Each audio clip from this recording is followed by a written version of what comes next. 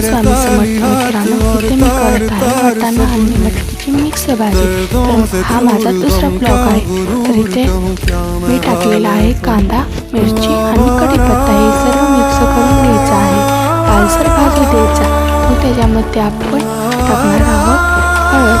चवीनुसार हळद टाकायची, जास्त टाकलं तर कडू होते, आपण थोडी टाकायची हळद। मग ते सर्व मिक्स करून घ्यायचं। सर्व मिक्स झाल्यानंतर आपण त्याच्यामध्ये टाकणार आहोत मटकी टाकून गॅस स्लो करायचा। मी आधीच केला होता स्लो, मग तुम्ही पण करू शकता। मग त्याच्यामध्ये टाकणार आहोत बटाटा, तो व्हिडिओ आला नाही याच्यामध्ये, त्यामुळे तुम्ही बटाटा पण टाकू शकता, मस्त होते भाजी।